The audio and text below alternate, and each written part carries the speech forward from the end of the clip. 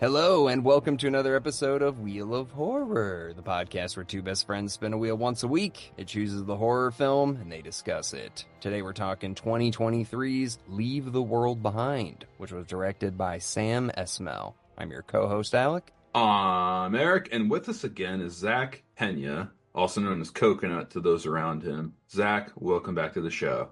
Thank you. Happy to be here. What an interesting, because like the last one you did was Godzilla 98, and now this. So you're getting a whole broad spectrum of horror films, man. So yeah, welcome back, dude. How's life, Coconut? Pretty good. Trying to catch up on my Wheel of Horror pop culture. There's a lot to know. Oh yeah. We've been friends for almost 20 years, us three, and it's just so good to do this with some Connecticut pride right here. And yeah.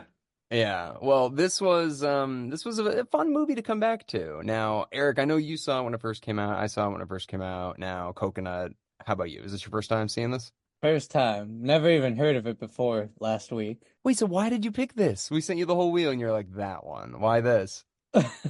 I spun the wheel and that's what it landed on. I like it. You could have picked Alligator, anything. There's so many random movies, and you picked this one, which is like I need to talk to Coconut about this one. Alligator sounded scary. Alligators. Well, that would have been so much more in line with the Godzilla, Godzilla and alligator. But no, now we're going terrorism, end of the world, cyber attack, just like the scariest real possible threat that could happen. So, what did you think of it, dude? What did you think of this one, Coke? So I loved it. The whole movie, I was like, I want it to never end. And then it ended, and I was like, what the heck was that ending? Yeah, the ending, yeah. It's like a lot happened. A lot happened in this movie, but like at the end of it, it's like no one died. You know what I mean? I mean, New York City got like destroyed. But like no characters we knew really died, unless I'm forgetting someone. No, I mean that boy probably wants to die. Oh, he's probably in. Yeah, he has definitely the worst Lyme disease or whatever I've ever seen. Yeah. No, this movie, I mean, like, it's interesting. It makes you, yeah, there's a lot going on, but it makes you interpret your own conclusions. And you're like, well, what was it? Like what actually caused this? So there's a lot to talk about here. So we can all have our own theories, I'm guessing. But Eric, your second time seeing it, how did you feel? Did you like it as much? I was a little more at ease this time. The first time I watched it was like 2 years ago when I'm like, I mean, it's the world's still crazy, but it's not, and this movie's not really horror. It's like a thriller slash, what would you say? It's definitely thriller, 100%. Apocalyptic psychological thriller. It says thriller sci-fi, which when we've covered a lot of thrillers too, but I think there's nothing more horrifying than a movie like this in the real world because we deal with it every day, and it's like the next attack we're going to have is going to be a cyber attack like this. It's going to be like that's the last time I'm talking to Alec, you know what I mean? Like or anything because you're on the West Coast, Alec, and something like this happens, and it's like, well, it was nice knowing you. So I just want to say I love you guys. If this happens, if the world goes to shit and I can't communicate with you, I love you. All right. Wow. Do you love us now or just only if it all goes to shit? Only if it goes to Okay. shit. But also when I first saw this movie, I got really freaked out. And like Julia Roberts, like we need those straws that do water and like some crank flash. I literally went on Amazon, bought a crank flashlight, bought a radio thing that's crank. I bought those straws. I swear to God, I'll show you guys pictures. And I also bought a few cases of like meals ready to eat, MREs kind of things that have like a 10-year shelf life. And it's just sitting there. But like I'm so unprepared if anything emergency happens in the world. And I think everyone is. And I think that's the point of this movie. I think Ethan Hawke saying like I am a weak man, like I am not prepared, like all that stuff. Whereas Kevin Bacon's character is like I've been preparing my whole life. So I've been like I'm in between the two. I'm in between Ethan Hawke and Kevin Bacon right now in my life. Eric, you're so much closer to Ethan Hawke than to Kevin Bacon. I'm in between. I'm definitely more prepared. Yeah, More yeah. prepared. Yes. Coconut, how are you? If this all happened, are you prepared in your apartment right now or your house?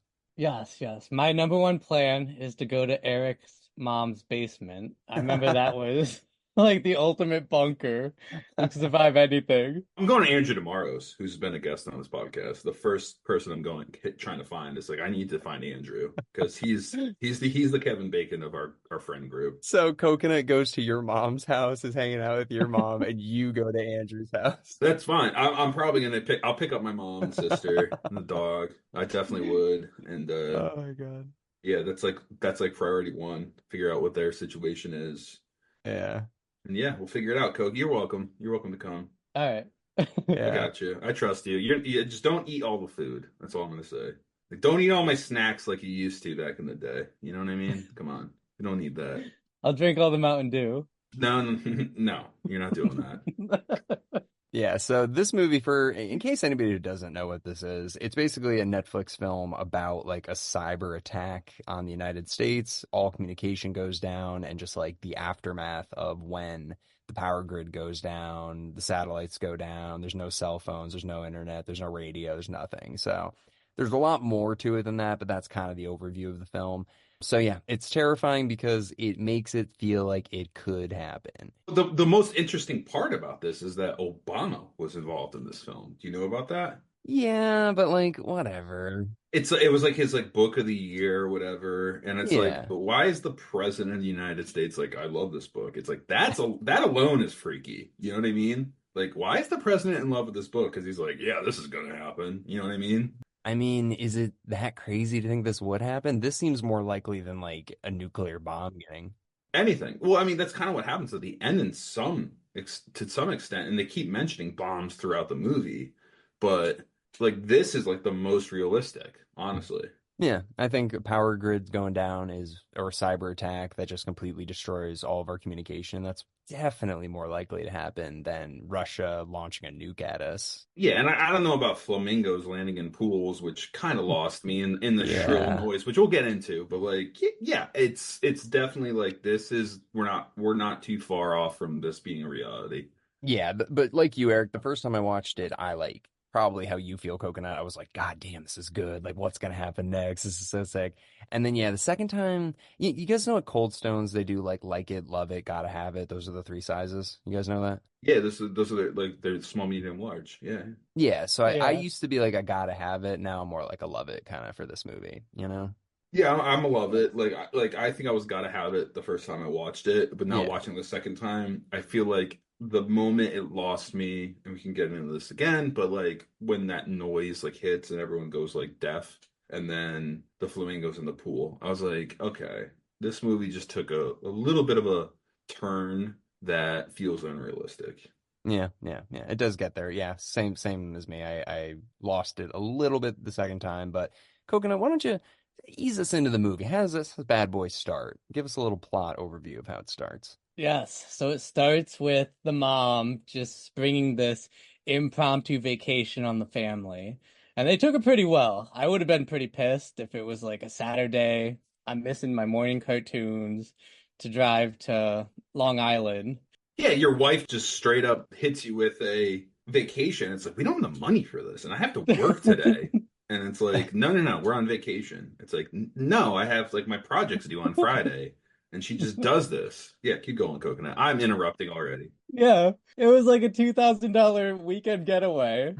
2000. Did you see that house? That is so much more than Yeah, $2,000. Sorry, I'm choking on water. it was insane. And honestly, if my wife woke me up and sprung that on me, I would at least need breakfast in bed. Like, ease me into it.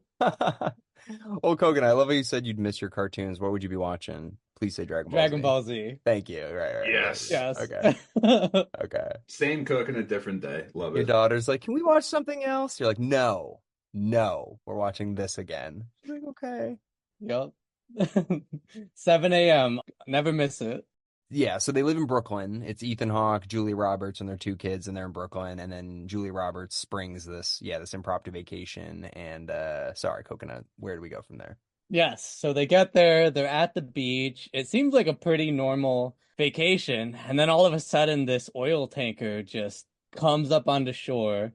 And people are freaking out, but not as much as I think people would in real life if that actually happened. They're kind of just like, okay, let's go home. Yeah, I mean they're walking out and like they're one security guard. They're like, "Excuse me, like what's going on?" And he's like, "Yeah, they're crashing all up along the coast or whatever." And they're like, "Okay, okay, okay. You guys want ice cream? Let's go Starbucks." Oh boy.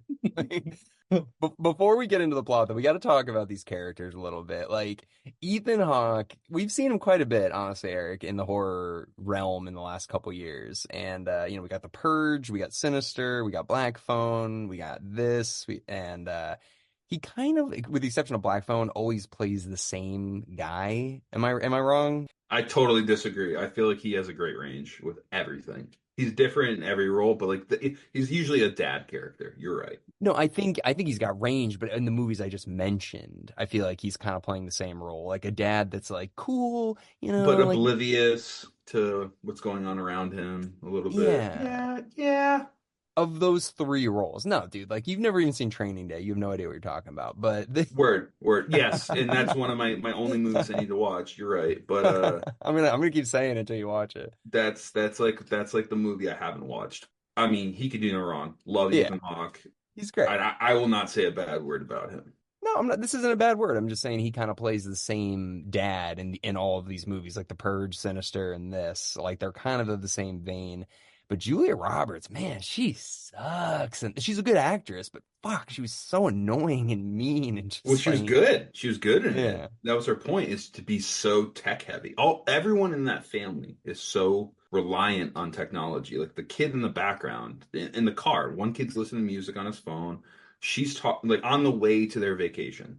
It's just Ethan Hawke driving, being numb, listening to the radio, and then using GPS to get him to wherever he's going. He probably couldn't live a day without GPS, doesn't know where he's going without it, which is how I am. Like I plug in GPS everywhere I'm going. But and then Julie Roberts on the phone with work, and they're like, "Hey, can you do this one last thing for work?" Kids in the background, one's on the phone listening to music, the other kid is watching Friends, and then starts to lose connection on the drive, probably because roaming and all this stuff. But that was like the first sign, right? It was she lost connection on her phone or tablet to watch Friends, and she's like, "Now I'm stuck in this car and I'm looking outside." And you're in the beautiful Hamptons, like just enjoy it. And they can't just get away from technology. It's all technology. yeah, it sucks because they're city kids, and now they're going out to the beaches and the country, and they still just want to do the same thing they'd be doing in the city. So yeah, it kind of sucks. Right, right. And there's scenes when they get there and they're like, "This house is beautiful," and then and there's this one scene where the kids are playing in the pool without technology, and Ethan Hawke kind of gets like a little emotional. He's like, "Look how much fun they're having,"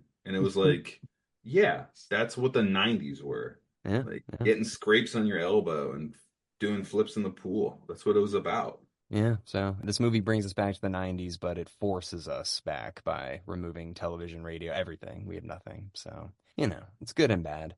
But yeah, so this house is like beautiful. It's this huge mansion on Long Island, and it's a small town. And they go to the grocery store and they buy some groceries and they go home and they see Kevin Bacon like loading up a bunch of water and cans and everything like that into his car. And I'll say this too. I don't mean to interrupt again, but I did not know that was Kevin Bacon the first time. Who'd you think it was? I just didn't I didn't put that together until later. I was like, oh, that was him. And then I watched it this time, and this is the second time I watched it, and I was like, oh, so he's like already knows what's about to happen, and he's preparing. I don't know. I might have missed it. I don't know. We think so, but they also say later that he's a prepper, so that's like his regular weekend shopping. So maybe every weekend he's just like, well, I'll go get some more water, or like whatever, like he could just be doing that. Or he does know, he does kind of, that's the thing. This movie doesn't give you any answers, really. Really doesn't. Yeah, so they're at the beach coconut, the boat crashes.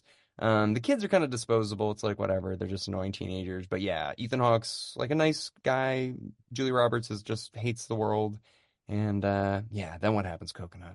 Yeah, so they're back at the house. They're having fun. They get a knock on the door, and the owners of the house open. They're like, "Hey, we own this house. We can't make it back to the city. Can we stay here for the night?" And Ethan Hawke is like, "Hell yeah, like let's have some top shelf liquor." And Julia Roberts is like, "What are you doing? No, like they're gonna kill us." Did you see them? Do you know who was originally supposed to play Mahershala Ali's character? Paul Giamatti, right? No, Denzel Washington was on board. No, I know. Paul It's fine. Giamatti would I be know. so, but no, but like with Mahershala Ali, he killed it because he seemed like such a calming presence when his daughter was acting up, right? Oh, he was amazing, dude. He's one of my favorites.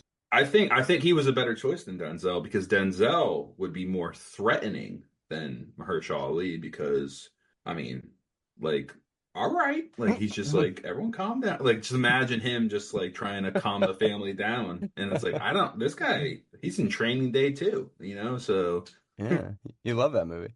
But no, yeah, yes. Mahershala Ali has a very calming presence. He's amazing though. I cannot recommend True Detective season 3 enough. Like he's so good in that. But yeah, so he comes in and it's him and his daughter. And his daughter is there. And yeah, as Coconut was saying, this is their house. They're Airbnb-ing it out to Julie Roberts and her family.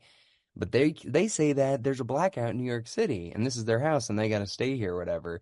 But then there's like a lot of weird conflict of just like, show me your wallet. And he's like, I must have left it at the symphony and like stuff where I don't know why you needed all that stuff. but also, I mean, what did it was he had the key to the liquor cabinet, which proved it. But like, you don't have a picture of you on your phone that's not connected to the internet, but like just a picture on your phone to just show them like this is my house, like this is us in the pool. You know what I Y- mean? Yeah, He had yeah. nothing. He had nothing to prove except I have the key to the liquor cabinet. Yeah, and you can understand like both sides of like Ethan Hawke being like, hey, like why don't we believe them? And Julia Roberts is just kind of like racist a little bit. I mean, that is kind of what it comes down to. She's like, black people couldn't own a house this nice. Like that is what she's saying. Like, no, it Essentially, is, yeah. yeah. Because she says he's probably the handyman and she's probably the maid. And I'm just like, Jesus Christ, Julia Roberts. Like, that shouldn't be immediately where your brain goes to. But yeah, so Ethan Hawke is just kind of like, what? Like, who did I marry? Like, who is this? And yeah, so it is their house. But you're right, Eric. It would be a little bit easier if they're just like, yeah, here's a picture of us 4th of July. Here's the fucking backyard. This is our house. That's the thing I don't really understand the second time seeing it. Like I love that the first time, but right now I'm watching it, I'm like, wait, the world really is ending. Like something's going down. Do we really need this like kind of just like I don't know, angsty dialogue and constant bickering and stuff like that? Like It's like the last bastion of society is them coming back to their Airbnb and being like, hey, we live here, we need our house back, but you can stay, we'll give you 50% off if the world fixes itself. And it's just this like I don't even know if that 50% is gonna matter in about a couple days. So there's so much tension. And right after that, it's like you guys still have your master bedroom, we'll go down in the basement or whatever, the den. I forgot where they go, but like the tension's very high. hmm. Now, Coconut, let's say you're Julia Roberts, okay? Would you let Mahershala Ali into your house? Ooh, that's tough. I would have been a mix of Julia Roberts and Ethan Hawke. I would have been like, this could be a lot of fun, but at the same time, I need to know a little more about who you are. At the same time, he could kick them out. It's like, this is my house, get out. I don't care. Your That's a good Airbnb will point. reimburse you fully. So it's like it's an equal representation of society holding it together. They should have cast Samuel L. Jackson, and he could have been like, get these motherfucking white people in my motherfucking house. So yeah, so you would let him in then or no? Once he went straight to the liquor cabinet, I would have been like, yeah, I've never had alcohol that expensive. You can stay. Yeah. So that adds another layer too when he goes to the alcohol cabinet. There's money in there and there's the gun that they don't, really need. But they well, later they do, but they show it just to be like, what's gonna happen? So that's the thing, like seeing it the second time, you know that nothing really comes of this. So you're just kind of like, this movie's like 2.5 hours long. Do we need this conflict? I guess it does hook you right in the beginning, but upon second viewing, you're just kind of like, okay. I guess they're just skeptical of each other because of biases, and then they come around due to the apocalypse. I don't know. Because at the end, everybody's just kind of like, we're all friends now. It's cool. It's cool. Whatever. Like, we're good. So, yeah. So then we basically the next day, so Mahershala Ali and his daughter in the basement sleeping. The rest of the family's asleep upstairs. They all kind of come down, and Ethan Hawke's like, I'm going to go into town and smoke so many cigarettes. Like, oh my God, when I'm alone, I'm going to go to town on these cigarettes. So he leaves to go into town because nothing's working. The TV's not working, the radio's not working, nothing. So he's like, I'll get a newspaper. For some reason, he thinks that will be working, but why not? Maybe it will.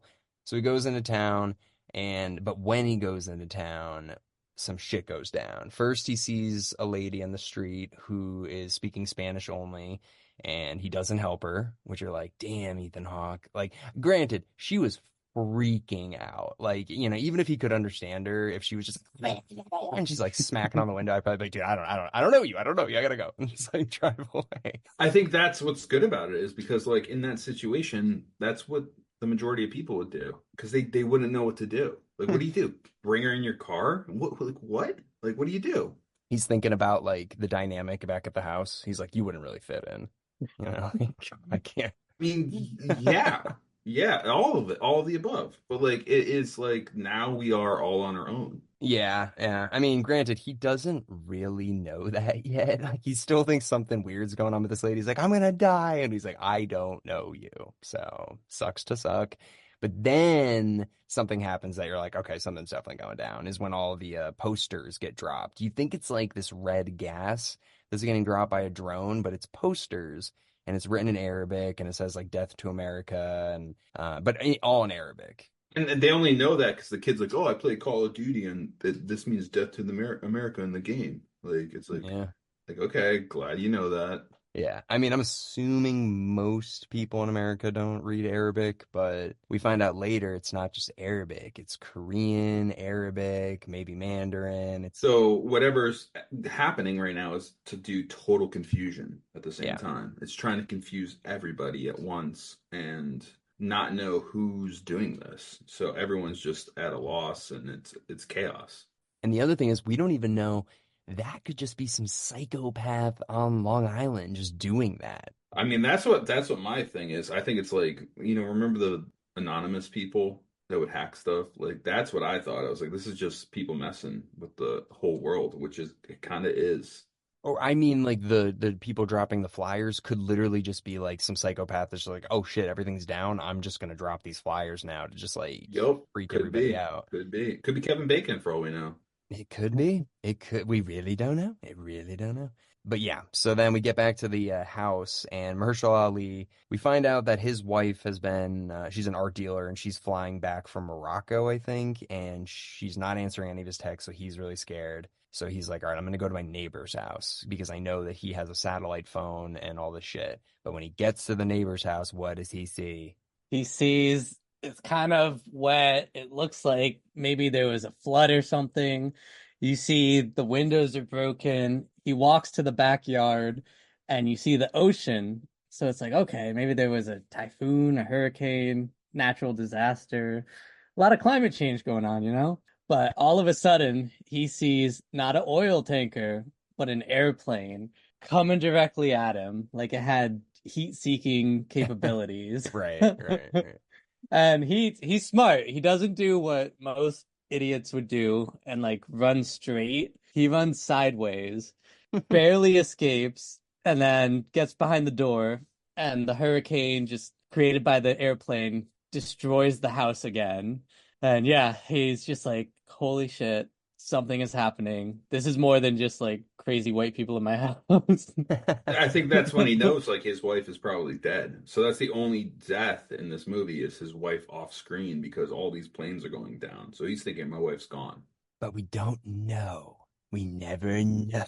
I mean, could that have even been the plane? We don't know. But at the same time, he knows like this Yeah. is really bad. All planes and boats and everything lost communication, lost control, and are just going down. Yeah, on the beach, he finds like a pilot's arm and dead body and stuff. So like people, like other planes have crashed or other boats have crashed and like bodies are washing up on the beach. So he's like, okay, okay, yeah, no, this is real. And we don't really know what his job is. In the beginning, he says he's part of like the symphony. He's like one of the, I don't know, something high up in the symphony. But then I think we find out later that he like moves around money for billionaires. He's involved in cybersecurity too, and Julie Roberts calls that out early in the film, where she's like, "Well, he's involved with Alba or whatever." I forgot what the word she used, but she's like, "Well, that's like very high end cybersecurity." So yeah, he's high up in that, but also like you said, out moving money around for like the big people, like the head honchos of the world. And that's real. I mean, like, I think like right before COVID, a lot of stocks got moved around and like just weird stuff happened with the stock market right before COVID happened. I mean, I've heard that before too. Like if you notice a huge shift in like your 401k or something like that, or if your stocks all just randomly drop, like something is probably gonna happen. Who knows? Who knows? Who knows though? Yeah, and then they like from there, like he's back at the house. Julie Roberts, I think that same day or the morning after that, she was gonna go visit her sister, and they go on the road with the family. And while Ethan Hawke's out, and all the smart car shit happens, and she can't get to her sister because the road's blocked by like same cars just hitting each other at full speed. And I wish they did different colors of the car. It was just so weird seeing the same car pretty much. And this pissed me off because the first time I saw it, I was like, this is such a good idea. But now the second time, I was like, wait, they're driving up to this like freeway that's just jammed with white Teslas. No car came up behind them. I thought it would have been cool if there was a scene where like, God, that guy's going like 100 miles an hour behind us. Like, what is this guy's deal? And then they like, cut over to the lane and that would have been cool. They just all came at once. That was what was annoying. But also like today it would be like Cybertrucks more than anything. So Oh this yeah. is already outdated. Well, yeah, this came out. This is if it happened in 2023, like before the Cybertrucks. But yeah, if it was today, dude, those Cybertrucks would be so much worse with Yeah, Cybertrucks. yeah. No, so the road's completely blocked and Ethan Hawke is on the road too, and they somehow meet up again. No, they're all together.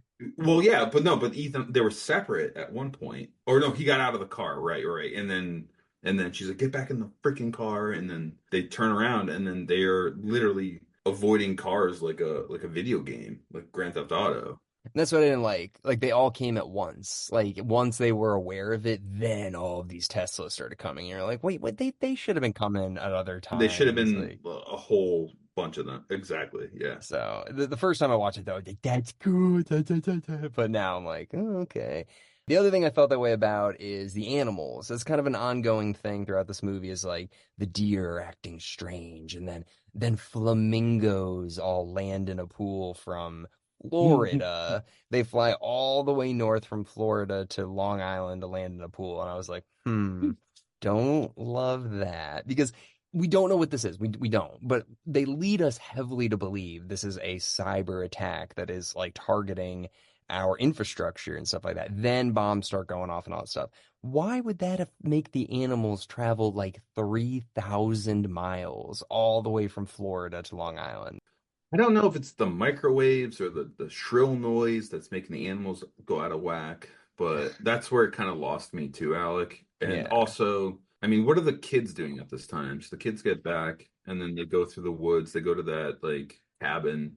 Well, yeah, actually, I wanted to ask because Coconut, you have a younger sister, just like in this movie. It's an older brother and a younger sister. Was this an Yes. accurate representation of how an older brother treats a younger sister like a complete fucking piece of shit? Sometimes, depends on the vacation, but I think this was justified with all the weird stuff that was going on. Like she's already pretty weird, and I think this kind of amplified her weirdness. And he's like, "Why are you such a freak?" Okay, I was like, discount Timothy Chalamet is like a real prick to his little sister. Like she's scared, and he's like, well, maybe you shouldn't care about Friends because it's a dumb fucking show, and you're fucking dumb. And she's just like, why are you so mean to me?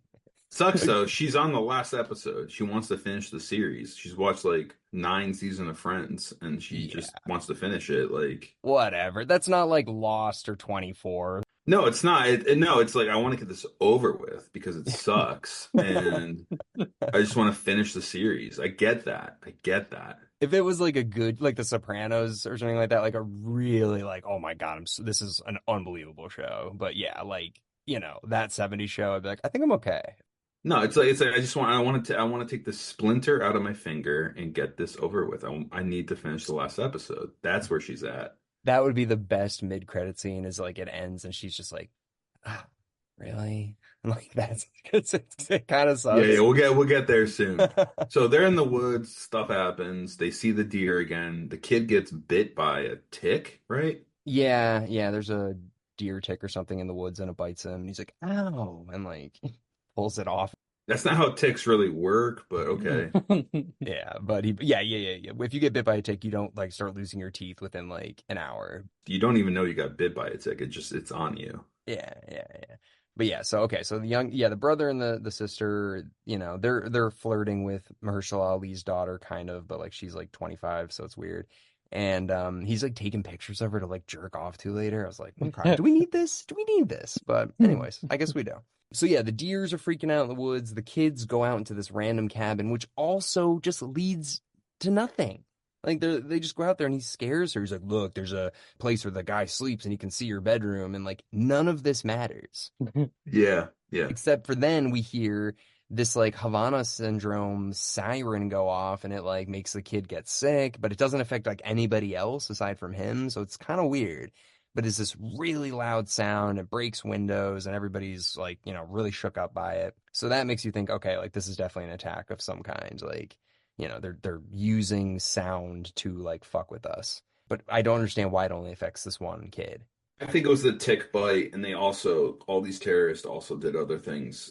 And the tick bite is why, the night after they all are home, and like there's the whole scene where Mahershala Ali and Julie Roberts are drunk. He shows her records, but then he explains to her, like, I'm in with some big time honchos, like, and I won't drop names, but this guy I used to talk to, what does he say? He says like he used to joke and laugh and all the stuff. He used to have like make me move money. And then all of a sudden one day he called me up and was like, I need you to move a lot of money. And like the week before all of this, like I need you to move all my money essentially. And he's like, at the end of it, he's making jokes like how they used to, like, oh, you're gonna get together with your cult and stuff. And he's like, take care of yourself. Meaning he was not in a laughing mood and something's going on. So that's Yeah. what he tells Julia Roberts. Meanwhile, they're like, it's the end of the world. Why don't we hook up?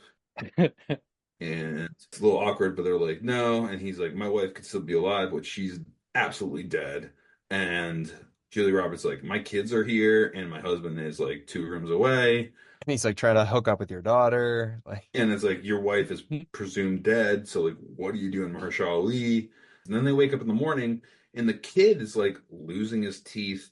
wait. Before that, I just want to ask, who do you think is the guy, the billionaire that is Mahershala Ali's client who's moving around the money? If you had to pick somebody, who do you think it is? Say Musk at this point. Coconut? Dang, I need to think about it. Musk is a pretty good option. Maybe Mark Cuban. On Shark Tank? Yeah. Yeah, good. That's a good guess. Yeah, absolutely. Or P. Diddy. P. He Diddy? did. I mean, legit, I was thinking it was Dick Cheney because he said he was a high military contract guy. But I love Mark Ah. Cuban. Like, he's just, listen, I'm out.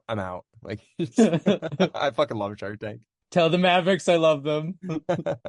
All right. Okay. Sorry, Eric. So, yeah. So the next day, the kid's teeth, Timothy Chalamet's teeth are falling out. What? And then what? And they're freaking out. Like this kid's dying, they feel like, right? So yeah, take it from there. I don't know. I'm just like, well, I was just saying that is my, like what he just went through is my nightmare. Like I have so many dreams of my teeth falling out and stuff. Yeah. But Eric, how dumb is this fucking kid? He's like, oh, my tooth man. Oh, this one too, and this one, and this one. And he's like pulling them out with pliers. It's like, dude, just like stop. It's like you have a scab. Like stop touching it. He's such a moron. And even Julie Roberts like, what the fuck are you doing? He's like, my teeth, and he's pulling all of them out. Like the kid's a moron.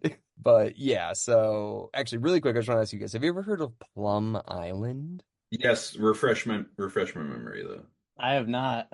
It's right off the coast. It's in between Long Island and Connecticut. It's right in between. And that's where like a lot of freaky shit is like experiments apparently go on. And that's where they think Lyme disease was invented, was on this island in between Connecticut and Long Island. Yeah, it's called Plum Island. Yeah, because Lyme disease is from Lyme, Connecticut. That's where it got the name. It was discovered there, but they think it was created on Plum Island as like a weapon, basically. So they do a lot of experiments there. Look it up. It's called Plum Island. It's in Long Island Sound. It's a tiny. You can pretty much see it from Black Point, Eric. It is crazy. It's where that like dog demon thing washed up on the beach a couple years ago. Right. Yeah, dude, that's like the water is weird there. But yeah, that's where this takes place, basically. There's also a nuclear power plant there. It's like not good. So shit's going on over there. You saw the jellyfishes growing up, Alec. Remember the jellyfishes? Yeah, they were scary. They were big. It wasn't normal. Nothing was normal there. Nothing was normal. Yeah. So the kids' teeth are falling out and they're like, all right, we got to do something. So they're like, I guess we'll go to Kevin Bacon and we'll be like, hey, you've got medicine that can fix teeth falling out. Like, what do they expect he's gonna have? But they're like, hey, let's go to drive to him. Let's try him because he's probably our best bet to getting. You're not going to get someone on the phone for a doctor. So No, no, you're right. I guess it's better than nothing, but like, what kind of medicine do they think he's gonna have? But anyways, they do go to him. And yeah, Coconut, why don't you walk us through this interaction with Kevin Bacon, Mahershala Ali, and Ethan Hawke? Yeah, I just want to say if my teeth were falling out, I would do whatever it takes to find a doctor, even if there were none. Like, but there's no doctors, there's no CVS, there's no pharmaceuticals around. They're probably already diluted like crazy. So, and you can't get into town. You're all the cyber trucks are out there. You got Kevin Bacon or nothing. I would swim the Long Island Sound. Like, I'm getting to a doctor. Yeah, and you're dead. You would not do that. Yeah. All right, maybe the jellyfish would get me. But yeah, so they go to Kevin Bacon, and apparently he's usually like a pretty chill dude, but he's like, nah, this is post-apocalypse. Everything's changed. Like, we're not friends. You're my enemy now. This is post-apocalyptic Bacon we're dealing with you. And he's like, unless you want to keep making small talk, you better get out of here. And he pulls out his gun. I can't say his name right. Mashallah? Mahalad? Mahershala. Mahershala? He pulls out his gun. He's like, Kevin, we're not going anywhere until you put these boys' teeth back in. Pretty much, and he does give him the medicine, but he also tells them like he's like, hey, your neighbor, he might have a bunker, and it's like, why aren't you there, Kevin Bacon? Because he probably has his own bunker. You think? Yeah. Okay. This guy's like full doomsday prepper. I think he's hooked You think up. he's hooked up? Okay. Yeah, yeah. I was curious about your thoughts on that. It's like, yeah, he has a bunker. Go there. Dude, that's one of the worst parts of this movie is we don't know more about Kevin Bacon. Like we focus too much on like Julia Roberts hooking up with Mahershala Ali, listening to records, and we could be learning more about Kevin Bacon and his shit. It's not like he's a bad guy. He's just a different point of view. He's a doomsday prepper. Yeah, but Coconut, how did the interaction go? Yeah, it was very awkward. I was kind of pissed when Ethan Hawke, he's like, I'll give you $1,000. And I'm like, you only have $1,000 and you start with that? Start at like 100. Right. Yeah. And eventually for $1,000, he gets like 3 blue pills. For all we know was Viagra. Yeah, he's like, it's Blue Chew, dude. Use checkout code Stevo. Yeah, I know. What medicine is that? He's like, here you go, son. He's like, thanks, Dad. He's like, what is this? He's like, I honestly don't know. I really don't know. But your teeth will hopefully stop falling out immediately. Yeah. So I don't know. The whole flow of the movie was kind of weird. As a first time viewer, I was waiting for the suspense, like made it cool. I could see how the second time you're like, why that's unnecessary. Why is that there? But I think at the end of the day, the level of everyone's acting just makes it worth watching over and over. Right. No, the acting is incredible. It really is. Like everybody's bringing their A game. But that scene specifically, Eric, I want to know if you felt this way too, because the tension, like you were saying, Coconut, it gets so intense. Like the music's going, there's gun pointed at each other. Ethan Hawke's like crying. He's like, "I'm a bad man. I'm a fucked up dad." And there's guns out and everything. And then all of a sudden, the next scene is just like, "Well, I guess money is good." And he's like counting money, and you're like, "What the? Why would you not show the climax of this?" Like, how did you feel about that, Eric? I mean, I think that was great because it cut and then it went to back to Julia Roberts. Yeah, screaming at deer. It's like, ah!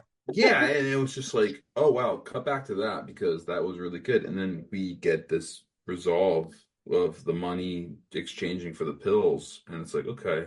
But how did that happen though? Like they were about to fucking kill each other, and then all of a sudden it's just like, all right, well, yeah, thanks for the money. Like what happened in between Julia Roberts screaming at deer? I think it's again the last bastion of society. It's like the last time we see people interacting normally. You know what I mean? I don't like how it went from like a cocked gun pointed at a man to then the audience doesn't know what happens and then the guy's counting money. Like they already said earlier in the scene, like money ain't worth shit. How do I know? Like all this stuff. So then why did he just randomly come around to it? I don't know, maybe sex favors. I don't know. I don't know. Then fucking show it. If he's gonna eat Mahershala Ali's asshole, show it. I want to see that happen, okay? Because it's annoying that we don't know what happened. Yeah, no, it was a little annoying, but I think that was the point of it. To annoy you. No, yeah, to annoy you, but also to realize like this is probably the last time humans are gonna be nice. Yeah, the bartering system. He even makes a joke. He's like, it's not really bartering if I gave you money. And he's like, hey, why don't you get the fuck off my property? He's like, all right. And yeah, and I wouldn't doubt that Kevin Bacon just gave him placebo effect pills. Yeah, These are just Tic Tacs or something, you know? they're literally Viagra. Yeah, as Kogan was saying. He's like, your kid's dick is gonna. But then the movie just He's ends. gonna be no teeth with an erection, and it'll go away after 24 hours. It's fine. He's just a pirate. Arr! Oh man. But so then the movie ends because that's the last time we see Julie Roberts just Oh. screaming at deer. And then no, I'm sorry. Her and the girl, Mahershala Ali's daughter. And Julia Roberts is probably gonna get whatever this super Lyme disease is, and she's gonna need those dick pills too, for all we know. Probably. She's in the same house. I mean, there's so much going on at once at this in these last few scenes. I mean, how funny, because what happens is her and Mahershala Ali's daughter are like looking at New York City and we just see like bombs going off. And how funny would it be if she's just like, oh, and then she like pulls the tick off her neck and it's just like, oh. That would be cool. Like she gets bit too, and then it's just like, well, now it's her, the kid, even, She's like, man, this can't get any worse. They blew up New York City and I got bit by a tick. Like, and we can't go back to Kevin Bacon's house. Like we have no money, and he's gonna be really mad if we show up again. Yeah, so that's how the movie ends for all the characters. It's just them seeing New York City getting blown up, the Kevin Bacon being like, "Get off my property," and Mahershala Ali, Ethan Hawke being like, "Hey, like shit is going down. This is the end." And then it's over for them. But the final scene is the girl finding the bunker. Yeah, and this is the thing. So that girl is just like, well, I know like real shit's going down right now, but I'm just gonna ride my bike and leave my family, like whatever. She rides her bike to the neighbor's house. By chance, it happens to be the one that has the bunker or whatever. She goes into the house. First of all, they have food, okay? They're acting like it's been like 6 months since these people have seen anything, and this girl is going to town. She just went to the grocery store like a day ago. I know, Yeah. she's like, oh my God, they have food. And she's like eating toothpaste. She's literally eating like everything she can find. She's like, I can't believe they have food. Pop-Tarts and Oreos and everything. And then she goes into the basement and finds like, honestly, it kind of looked like my wall and your wall, Eric, in high school with all the DVDs, like just hundreds of DVDs. Yeah, and she finds the final season of Friends and a Yeah. DVD of it, and she puts it in. And this movie unfortunately ends with like down, down, down, down, down, down, down, down, and that's like the end of the movie. Yeah. The line though from the Friends theme song where it's like, it hasn't been your day, your week, your month, or even your year. Like that kind of is a fun little nod to this movie. That, but also the concept of friends. Like no one is friends anymore. Yeah. Well, Eric, I know you're a big Friends fan, so I wanted to ask you, what do you think that line means where Mahershala Ali's daughter is just like, Friends, really? Like, yeah, I get it, but like it's such a nostalgic time for that never existed. What did that mean, Eric? I mean, no comment. I can't go on record talking shit about Friends because it's my wife's all-time favorite show. Like if the house was burning, like at my house, she'd be like, "Did you get the Friends DVDs?" Like before my daughter, probably. So you can't shit on the show, but you can say that. Yeah. Oh my God. I don't like Friends. I think but Yeah. yeah. It was just a weird line for her to say, like, it was nostalgic for a time that didn't exist. And I'm like, what? It's a sitcom. Well, I mean, the whole idea of Friends is like a bunch of poor people living in high-rise apartments, and it's like, how do they afford this? And how do they just get to do and not go to work and just get coffee and just fart around all the time? It makes no sense. Today, if that show came out, people would be like, "This is horrible."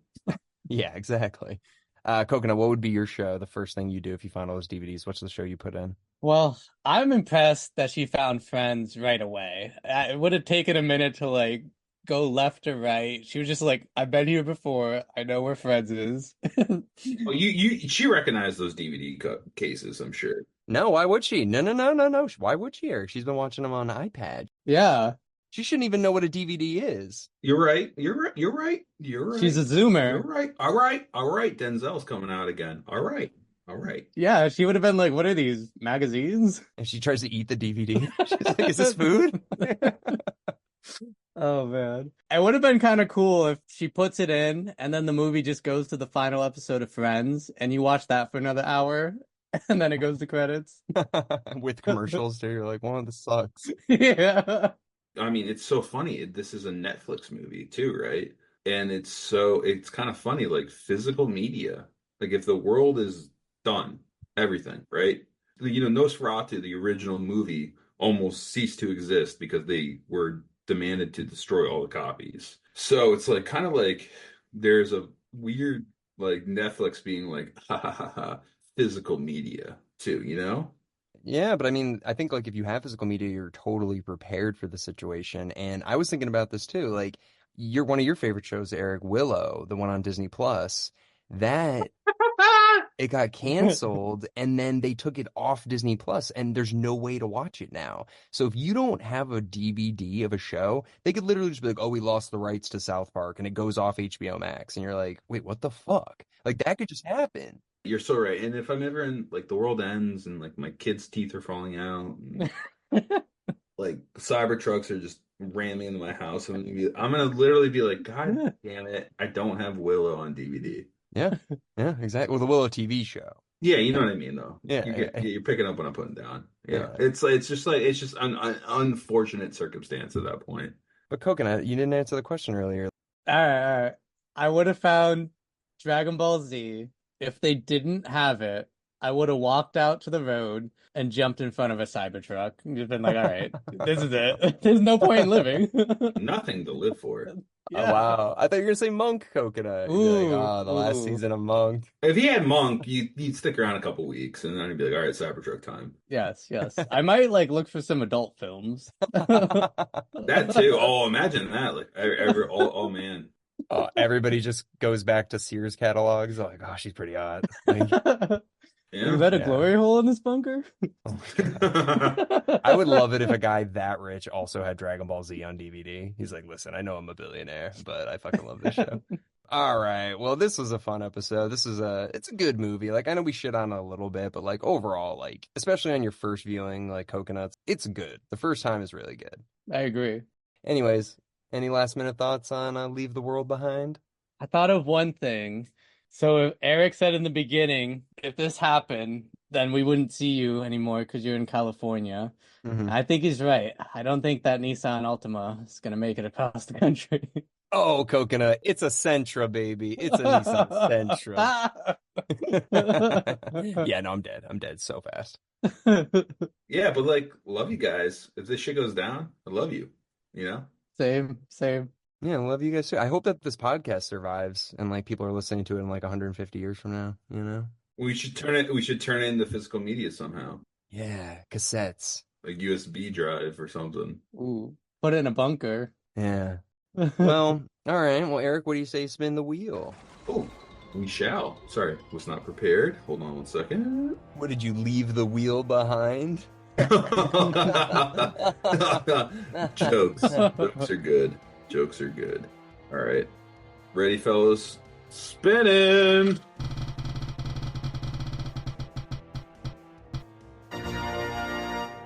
Oh no. Halloween H2O. Hell yeah, about time, baby.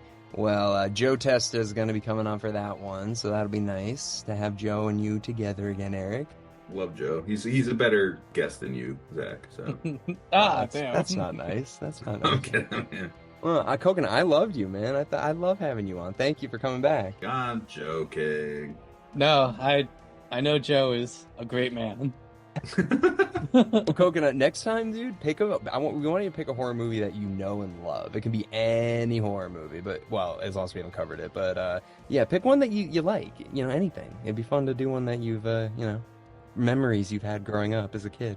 Maybe I'll pick like my autobiography. I mean, that'd be amazing. Yeah. No, we don't do like extreme horror on the podcast. Oh my God. All right. Well, everybody, thank you very much for listening into our discussion on Leave the World Behind, and we'll see you next week with Halloween H2O. Yeah. Woo!